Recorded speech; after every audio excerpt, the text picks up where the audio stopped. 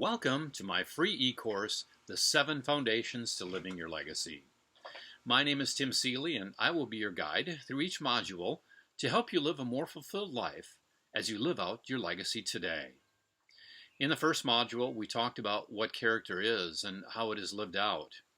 In this module, we are going to walk through the foundational principle of connection, which addresses further how we live in relationship with others.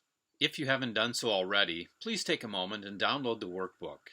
It will help you think through each of the principles and guide you through the exercises for each module.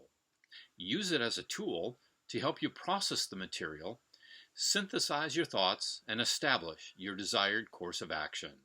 The rugged individualism of the old Western movies like The Lone Ranger are iconic, and in our social media-driven world, with individuals living out their brand and attempting to create their own unique persona, it has changed how we interact with each other. Despite the tendencies towards individualism, we humans are made to be in genuine relationship and community. Even the Lone Ranger had Tonto. I grew up in a home that was pretty structured and protective. So as a young man, getting out on my own was certainly something that I desired and looked forward to. Though I tried several times, the financial burden was always a bit too much. As a boy, I loved hockey and often spent time in my room pretending to do the play-by-play. That interest eventually took me to radio school, where I hoped I could become a famous DJ. Growing up in Minnesota and the Twin Cities, I understood that to make it big time required years of experience as well as the right connections. And being single, I was able to move where the work was, which allowed me several jobs in the radio business. I even had the opportunity to help get a radio station on the air in the town in southwestern Minnesota. Overall, things were going well, and I was enjoying it. The challenge was that I was away from home and all that I was familiar with. Though I had people that I talked with at work, I had no real friends there. I was like a fish out of water. I was lonely and didn't feel like I belonged. On top of that, the organization was going through some financial challenges and was unable to pay me. Due to these circumstances, I made the decision to get out of radio and to move closer to home. Many others have probably been through the same challenge of going off to college or taking a job in a city where you did not have any friends. Some people are better at adapting and connecting with others, but no matter what your personality style is, we all need that connection with others. But why is this important to have meaningful relationships with others? An article found on scientificamerican.com website titled Why We Are Wired to Connect explores our need for relational connection. It states, quote, across many studies of mammals, from the smallest rodents all the way to us humans, the data suggests that we are profoundly shaped by our social environment and that we suffer greatly when our social bonds are threatened or severed, unquote. Brene Brown, a professor at the University of Houston Graduate College of Social Work, says, quote, a deep sense of love and belonging is an irresistible need of all people. We are biologically, cognitively, physically, and spiritually wired to love, to be loved, and to belong. When those needs are not met, we don't function as we were meant to, unquote. Researchers have also found that our connections and interactions with people can directly affect our physical health. According to an article from the Harvard School of Medicine titled The Health Benefits of Strong Relationships, they state having strong relationships, quote, helps relieve harmful levels of stress, which can adversely affect coronary arteries, gut function, insulin regulation, and the immune system, unquote. Having strong, healthy relationships is good for us. So then clearly, being the rugged individualist is not the best way to live.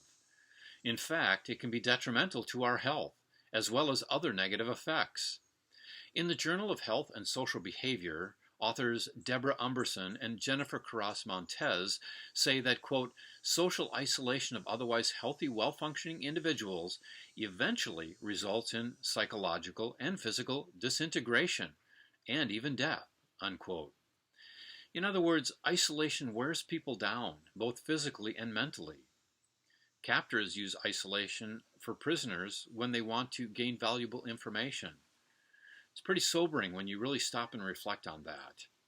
The magazine Scientific American says that when children experience isolation, quote, it can lead to long-term health and educational problems, unquote.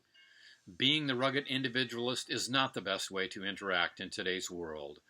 And as was just stated, there are both physical and mental issues that affect us if we isolate ourselves. How can you engage those around you? Does every relationship need to be deep and intimate, or can we just have surface relationships that do not have any meaning? While in college, I took a class that used the book The Search to Belong by Joseph Myers. In it, he talks about 4 spaces of belonging. A good way to look at the 4 spaces of belonging would be to imagine your relationships like an archery target. The outside ring relationships would be broad, large, and shallow, with the inside ring relationships being narrow and deep. The broadest category, or the outside ring, represents public belonging. That would include things like being a sports fan or having a college of your choice. It could be belonging to an organization or club. This connection is common and has a surface type of relationship. It still may carry a great significance in your life, though. The next circle in is your social belonging. This might be the local barista or your neighbor who you have watch your house when you're away on vacation. This is a space where you expose yourself just a little bit. You talk about things like family and maybe even have some shared experiences or things in common. The next circle is that of personal belonging. This is your close friends. It could be someone that you don't see very often, but when you get together, it's as though time stood still and you're able to pick up right where you left off. This category of belonging is where you share more about yourself than you would the barista, but not so much as to make them feel uncomfortable. The innermost category of belonging is intimate relationships. Intimate belongings would be like marriage. Now, it doesn't have to be a marriage relationship, but it is a relationship where you can bare your soul. In it, you can be totally honest and open up about your experiences, feelings, and thoughts. These people accept you the way you are, warts and all, and love you just the same. Whether you are naturally introverted or extroverted, we all need connections. The research speaks for itself that we need to belong. Not only are relationships good for our mental, physical, and spiritual health, but relationships are profoundly formative and shaping of how we influence others as well. Tying together the foundational principle of character, relationships, even those that are difficult and challenging, help form and shape us. You will be formed and shaped by difficult relationships, as well as you can form and shape the difficult people you have an influence on. Examine your relationships and keep in mind the 4 spaces of belonging. Develop relationships in each one of those spaces and seek to cultivate relational connections, because being connected and having a variety of relationships will expand this foundational principle, which will be instrumental in living your legacy. Now it's your turn. Take some time to go through the exercises on the worksheet. Block out about 10 to 20 minutes and answer the questions. Reflection is an important part of living out your legacy. This could be the most profitable and beneficial time of your life. After you have completed the exercise, you may go on to the next module, where we will be examining the next foundational principle of competence. Please leave a comment or question below. I would love to hear your feedback on the challenges of living your character and how you plan to apply the second foundational principle of connection in order to begin living your legacy today.